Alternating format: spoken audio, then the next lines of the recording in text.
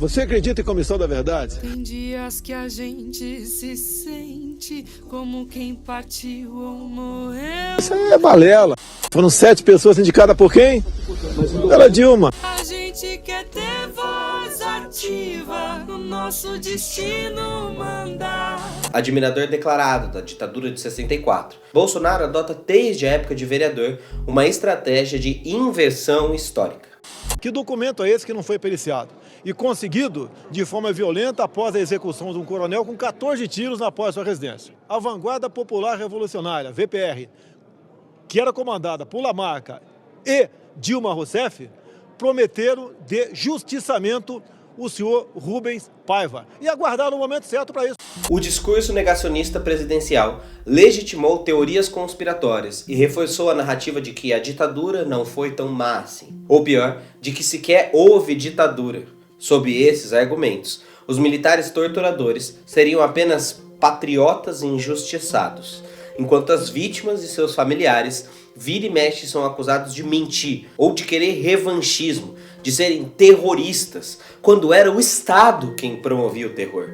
E ela começa muito antes da política. A questão do Bolsonaro com o caso Rubens Paiva é pessoal e geográfica. Bolsonaro passou a infância e a adolescência na cidade de Eldorado, no Vale do Ribeira, interior de São Paulo.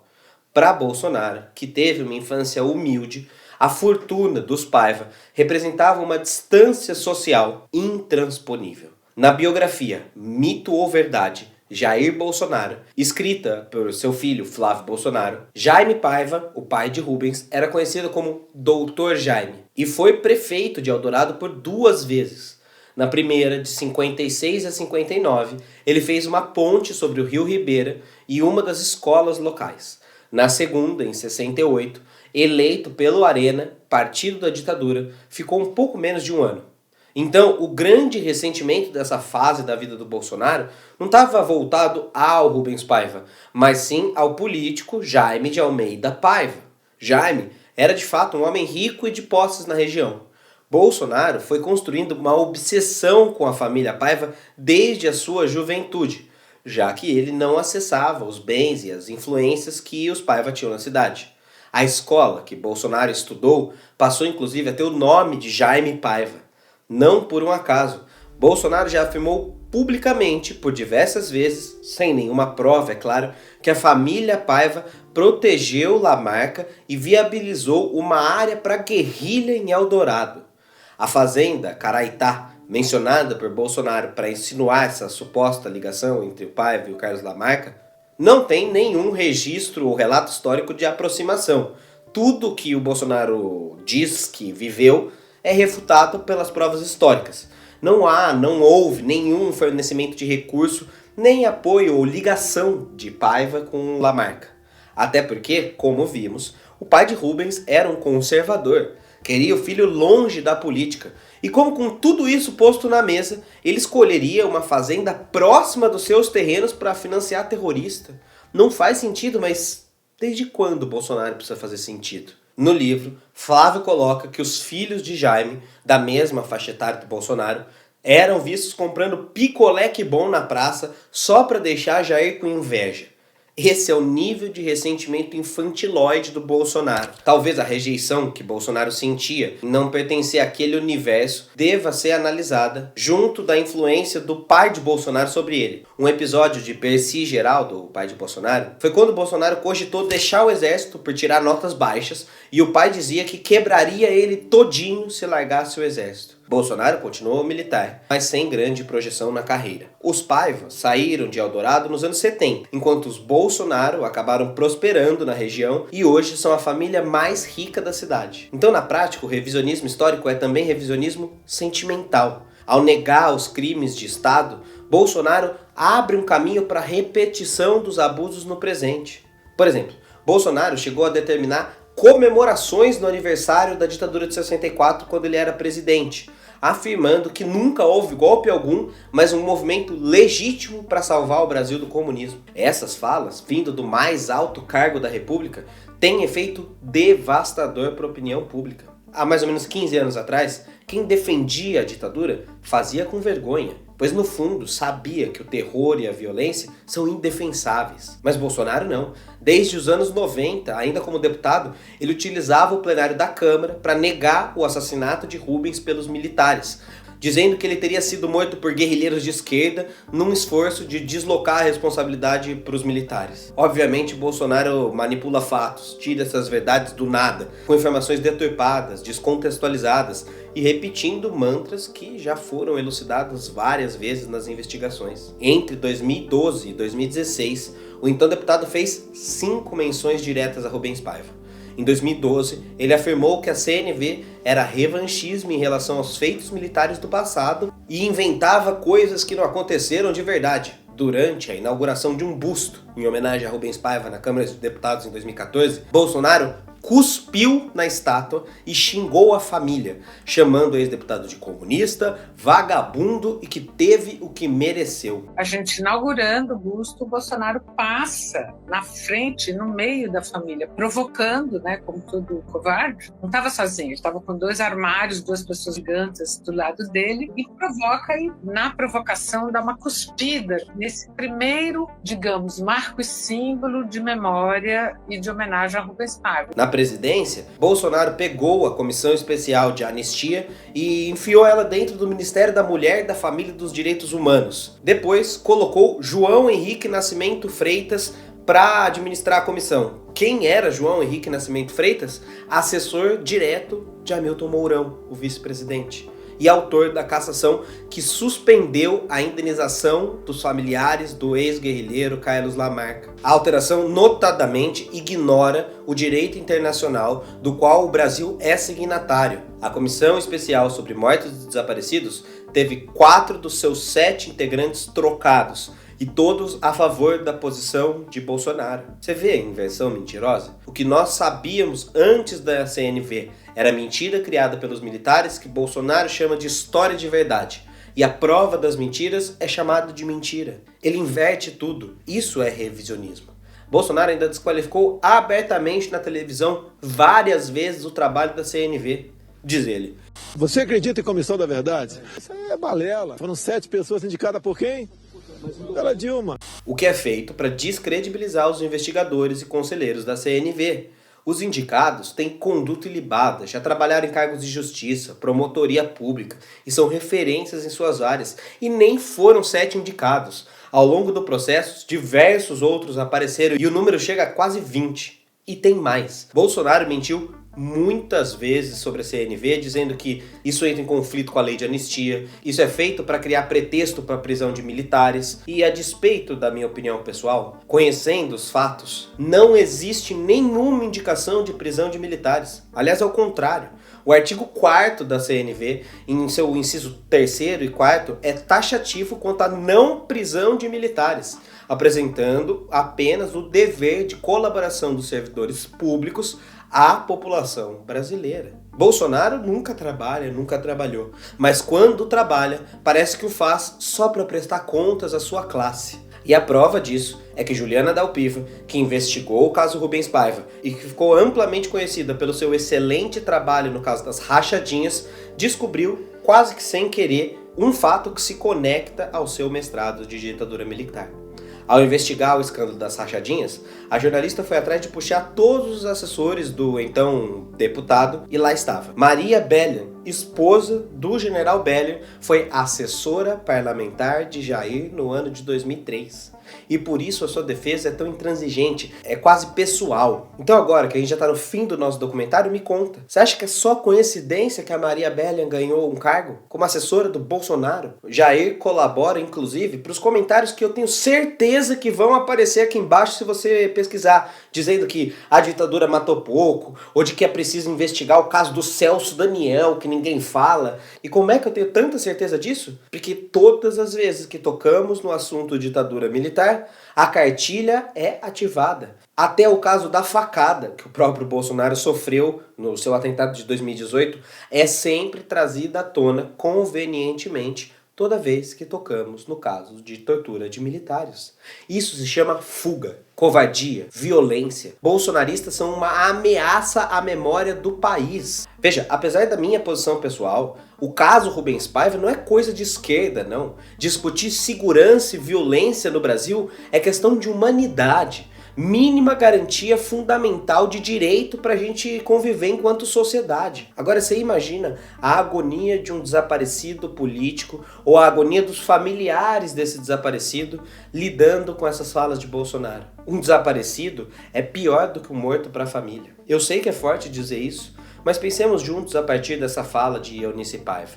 Tudo na vida tem uma razão de ser, ela disse em 78. A cerimônia de sepultamento, o luto, a missa do sétimo dia existe para convencer a gente de que a pessoa morreu. O mais difícil é aceitar que uma pessoa que você gosta morreu. A família não teve isso. Rubens saiu de casa ótimo, com o melhor da saúde, não era diabético, como agora dizem os jornais, e muito menos cardíaco. Era inclusive piloto. Depois da prisão, ninguém falou que viu meu marido morto. Rubens era uma pessoa extremamente inteligente. Se nunca mais conseguiu mandar notícias e já se passaram quase 8 anos, é difícil admitir que estava vivo. Porém, como é que alguém da família vai admitir que uma pessoa morreu se ela ainda não voltou? O luto serve para a gente fazer isso. Quando um membro da família desaparece, as pessoas ficam numa situação muito difícil. Decretar o luto é como que admitir que você tem certeza de que aquela pessoa se foi. Não é tão fácil quanto parece. O desaparecimento mantém a agonia viva. E não é só Eunice que viveu isso não. Clarices, Eunices, Terezas, outras tantas milhares de mães que ficaram seus filhos ou seus maridos. Eunice não estava só em sua jornada. Outras mulheres igualmente destemidas lutaram para expor a verdade, como foi o caso de Clarice Herzog, a viúva do jornalista Vladimir Herzog, suicidado pela ditadura em 75. Clarice, assim como Eunice, acabou dedicando toda a sua vida para encontrar o marido. Poderia ainda citar a Maria Amélia Telles e a irmã dela, Crimeia, a Amelinha e a Crimeia, que foram perseguidas pelo coronel Brilhante Ustra, comandante do DOI-CODE, que foi declarado torturador. Poderia ainda citar Zuzu Angel, que perdeu seu filho Stuart Angel e passou a vida toda lutando para encontrar respostas para o que havia acontecido. Enfim, essas mulheres enfrentaram não apenas o regime, mas também a indiferença e o machismo da sociedade. Elas se reinventaram como ativistas, foram advogadas improvisadas, depois foram se formar, foram detetives da memória. Foram delas que grupos como a Comissão de Familiares de Mortos e Desaparecidos e o projeto Tortura Nunca Mais apareceram. Essas mulheres foram extremamente importantes para que a gente tenha a memória viva até hoje. Esse engajamento foi e continua sendo fundamental para as nossas memórias. Se hoje sabemos o nome dos torturados, se deve a essas mulheres. Se hoje sabemos que essa memória precisa ser refeita, foi por causa dessas mulheres. Então, com tudo isso, por que o Brasil tomou o rumo errado? Por que o Brasil decidiu pela anistia? Veja, o nosso país levou 24 anos para instituir uma comissão da verdade com vistas em investigar as violações de direitos humanos. Só aí você já perceberia a nossa diferença para os outros países da América Latina, que instalaram comissões da verdade imediatamente após o fim da ditadura, como são os casos da Argentina e do Chile, por exemplo.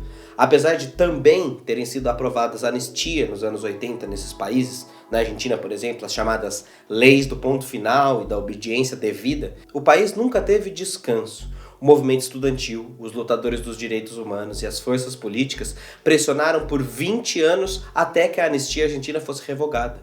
No início dos anos 2000, quando anuladas, uma série de julgamentos históricos aconteceu e centenas de ex-torturadores, militares e policiais foram processados, condenados e presos. Até 2023, a Argentina condenou 1.184 pessoas. Do soldado raso até os membros da alta cúpula do regime receberam as punições devidas. O próprio general Jorge Videla, líder da ditadura argentina, morreu na prisão cumprindo pena perpétua. O compromisso argentino com a justiça de transição se transformou em memória nacional. 24 de março, o dia do golpe argentino, é feriado da memória. E a população ou pelo menos era até pouco tempo atrás, muito aguerrida e ativa nas ruas contra a ditadura. Lá, realmente, o não passarão, que o nosso campo de esquerda diz, funcionou. milico não apita mais na Argentina. No Chile, o caminho também é semelhante. O decreto de lei de anistia foi aprovado em 78 pela junta militar, presidida pelo ditador, e deixou sem julgamento alguns crimes por algum tempo. No entanto, o denominado caso Pinochet derrubou o medo de juízes de fazerem justiça.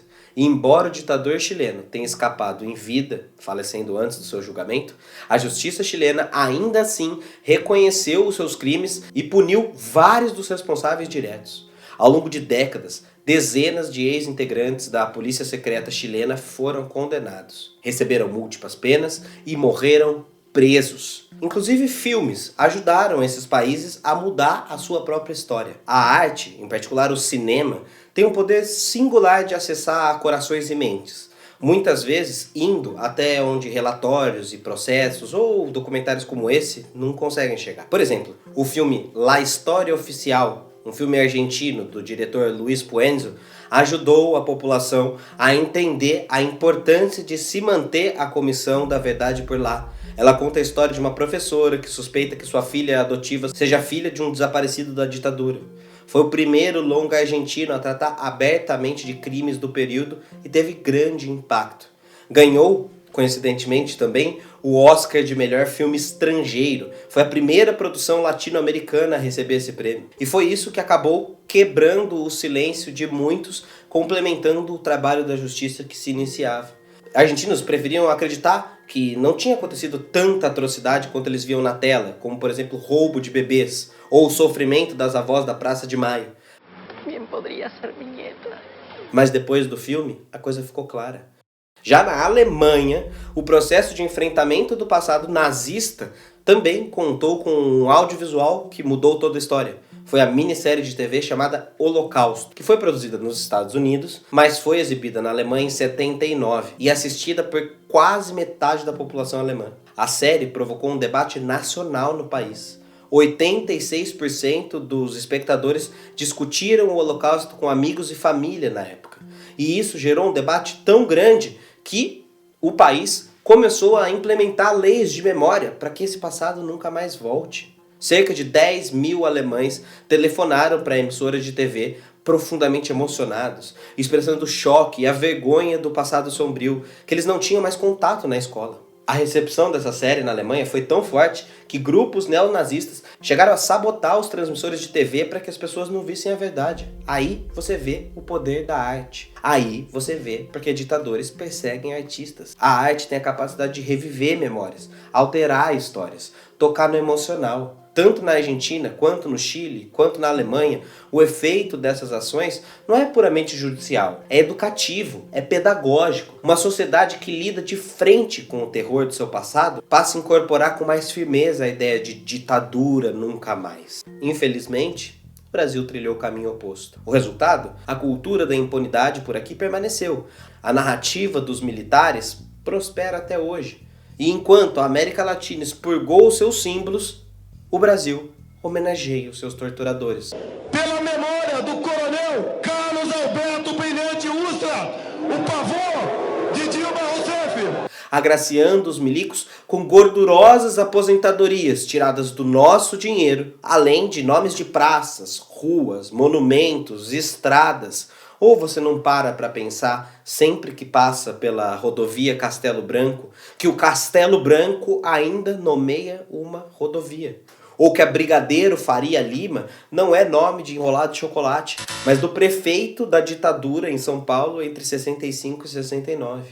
É bem verdade que muitas ruas já tiveram alterações, como o famoso Minhocão de São Paulo, que deixou de se chamar Elevado Costa e Silva, em homenagem ao ditador, e passou a se chamar Elevado Presidente João Goulart, ex-presidente deposto no golpe militar. E até ano passado, os dados que eu encontrei foi que o nosso país continua com 918 cidades que têm ruas e praças com nomes de ditadores. Nós insistimos em colocar a história para debaixo do tapete, achando que ela não vai bater de novo a nossa porta. E depois não entendemos porque o país está na situação que está. Não à toa, o Brasil foi condenado na Corte Interamericana de Direitos Humanos em casos, por exemplo, como o da morte de Vladimir Herzog, que fixou que é dever do país investigar e responsabilizar criminalmente autores de crimes que violam os direitos humanos.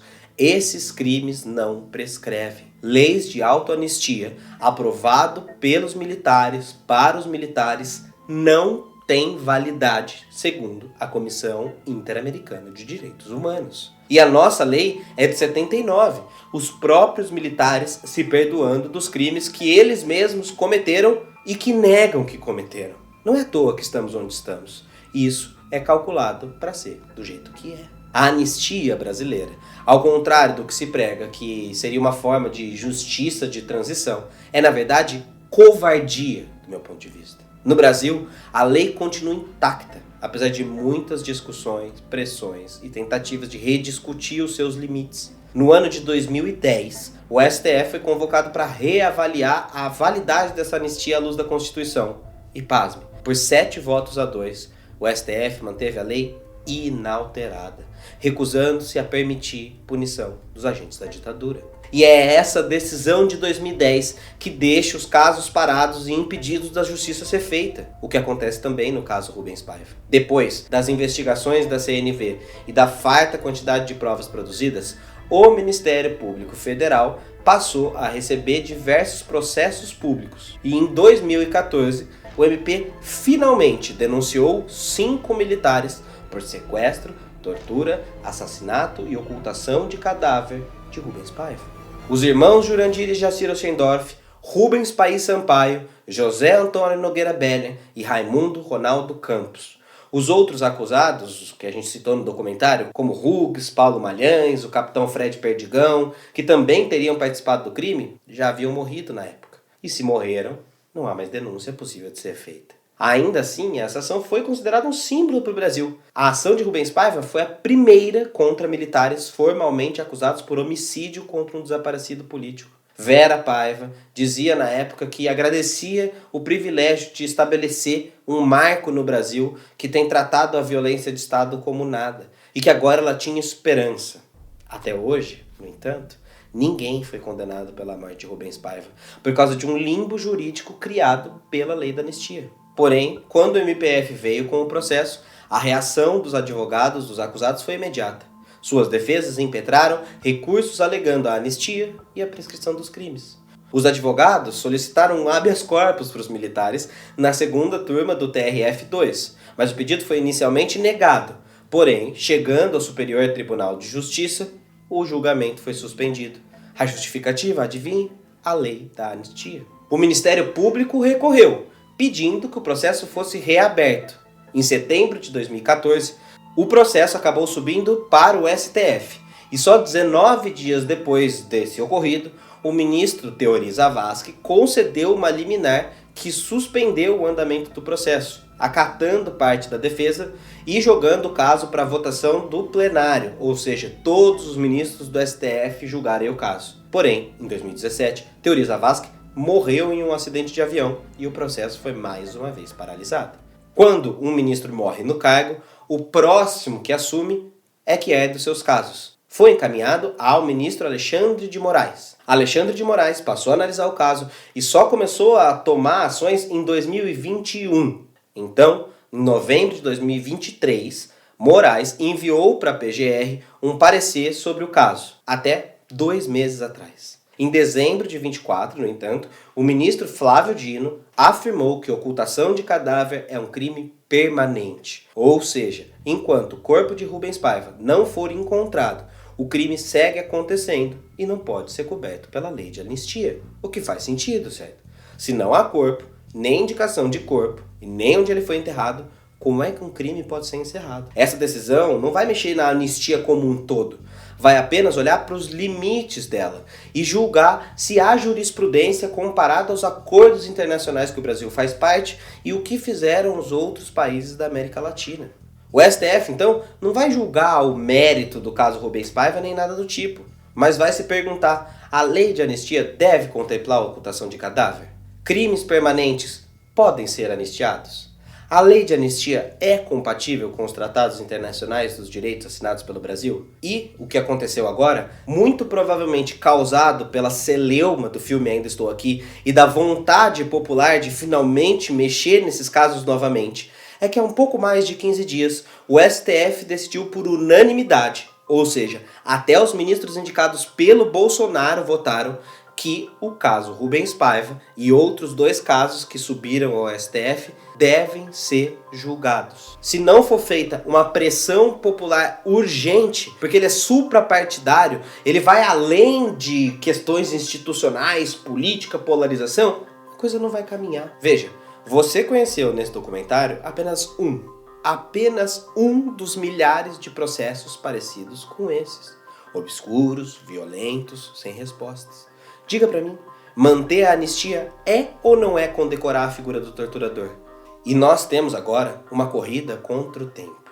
A cada minuto que passa, a cada minuto que vem, a cada instante que não volta mais, a urgência da justiça aumenta, pois muitos carrascos e sobreviventes já faleceram de velhice, sem nunca terem visto um tribunal. No caso de Rubens Paiva, quando a CNV começou, 5 estavam vivos. Resta agora apenas 2, Bellian e um dos irmãos Oschendorf. Se eles falecerem, não há processo pós-morte. Não haverá oportunidade para sabermos o que falta desse caso. E a sensação de injustiça continuada vai se perpetuar para sempre. E o pior, os 2 assassinos vivos continuam recebendo aposentadorias do Estado. O general Bellian recebe 35 mil reais por mês. O sargento Jaci recebe também pagamentos garantidos de 20 e poucos mil. E seu irmão tem a pensão garantida para a esposa e filha, mesmo já tendo morrido. É literalmente uma condecoração por terem ficado quietos por tanto tempo. Essas pessoas estão sendo pagas com o dinheiro público, com o seu dinheiro, com o meu dinheiro, com o nosso dinheiro, para poderem ficarem caladas. Ou seja, é agora ou nunca. Se não processar agora, não tem mais processo. O caso Rubens Paiva simboliza uma oportunidade dada ao nosso Brasil para impor um parâmetro para essa anistia, para revisar o que foi feito de errado até então. Fica então a pergunta: conseguiremos justiça, ainda que simbólica, antes que seja tarde demais? Conseguiremos educar as próximas gerações de que tortura não é algo perdoável e nem passível de esquecimento? Por que você acha que os golpistas de 8 de janeiro de 2022 querem tanto a anistia? Porque eles aprenderam com os militares. Porque eles aprenderam que é possível fazer tudo e depois pedir perdão como cachorro coitado. A lei da anistia dá um cheque em branco, sem saber quais crimes cada um cometeu. Você quer deixar isso acontecer mais uma vez? Eu não. E como você deve ter percebido, ao longo desses 2 episódios, foi isso que eu tentei te mostrar. Nós temos muitos filmes de ditadura militar no Brasil. Pra Frente Brasil, Eles Não Usam Black Tie, O Que É Isso, Companheiro, o filme do Frei Tito e assim por diante, escancararam os aspectos do regime militar. Mas nenhum deles conseguiu causar o abalo nacional como Ainda Estou Aqui está conseguindo agora. Nós estamos com o mundo olhando para nós. Nós estamos com uma estatueta de Oscar premiada. Por que nós não vamos fazer igual a Argentina? A hora é agora. De novo, essa é uma oportunidade única que nós temos para pressionar e mudar o que sempre foi feito. O que eu mais quis nesse documentário é te mostrar esse cenário. Para além do filme, para além da prisão, para além de tudo, só nos resta o simbólico e o pedagógico. Então assim, quando esse filme surgiu, algumas críticas emergiram, sobretudo aqui dentro do campo da esquerda. Diziam que o filme não retratava um Brasil real, de que o filme é do bilionário Walter Salles, de que o filme não é válido porque romantiza a ditadura e aí vai. E bem, parte dessas críticas são reais. Outras são apenas ressentimento. Porque de fato, todo filme obviamente é passível de crítica e todo filme é um recorte. Mas sinceramente, quantos milhões de pessoas nunca tinham ouvido a história de Rubens Paiva? Quantas oportunidades não são abertas para falar mais uma vez de ditadura? Quantas vezes o mundo esteve de olho em nós por causa de um filme? Quantos outros milhões nunca tomariam contato se não fosse Ainda Estou Aqui? Quantos trabalhadores do audiovisual ganharam valorização? A gente pode pressionar, por exemplo, para ter mais leis de cultura, mais leis de incentivo ao cinema. Para quem trabalha com arte e cultura, é vitória. Para quem pode receber leis de incentivo, é vitória, vitória, vitória. Ou, para ser mais comedido, janela de vitória. Às vezes o nosso campo é muito sisudo, muito crítico a si mesmo, e se esquece que a brabeza e a tristeza são exatamente o que é esperado de nós. E esquecem que o projeto de poder militar é para nos deixar assim. Então sorrir, comemorar, festejar é resistência.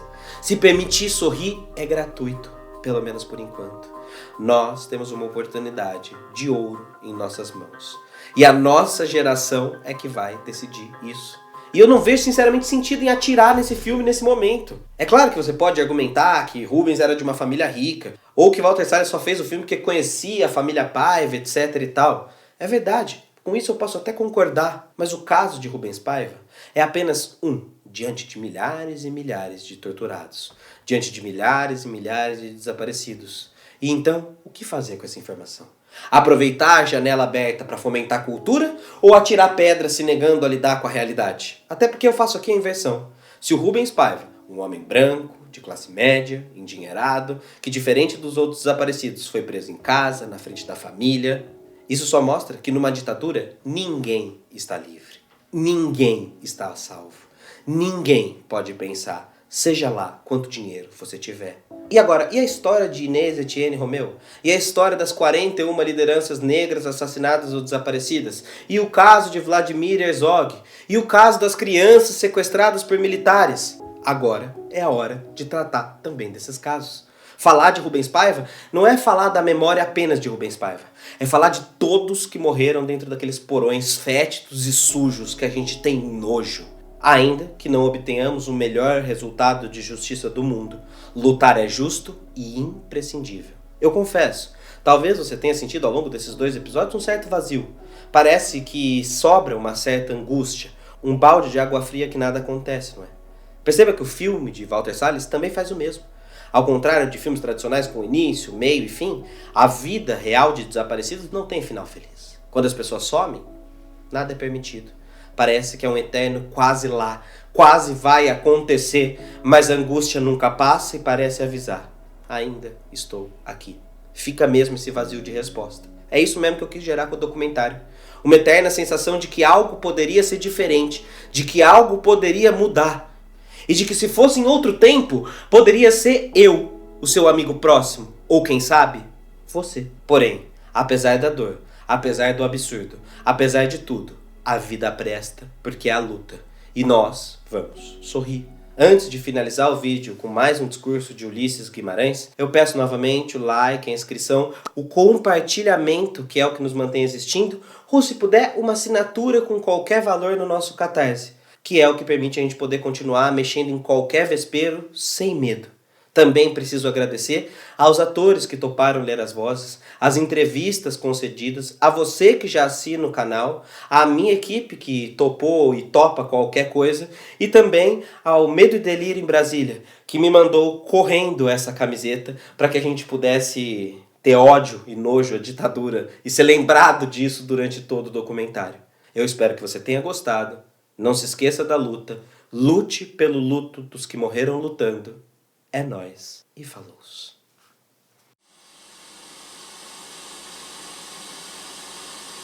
Ódio e nojo! Ódio e nojo!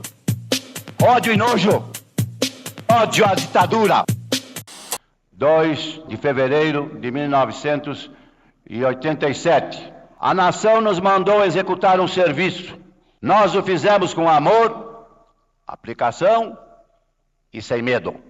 Traidor da Constituição é traidor da pátria. Conhecemos o caminho maldito. Rasgar a Constituição, trancar as portas do parlamento, garrotear a liberdade, mandar os patriotas para a cadeia, o exílio e o cemitério.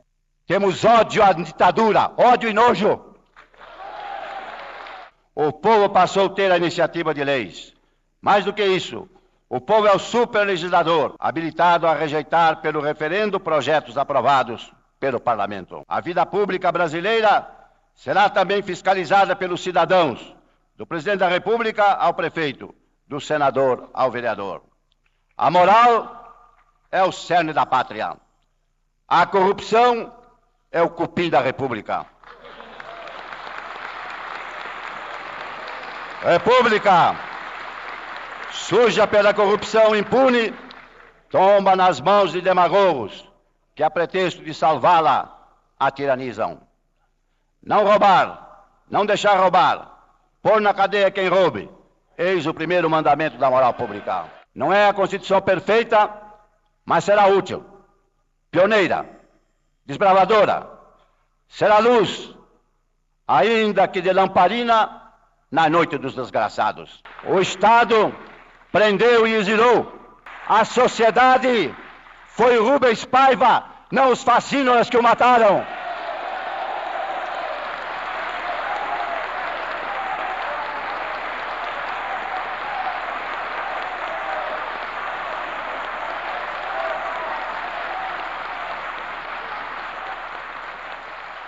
Ódio e nojo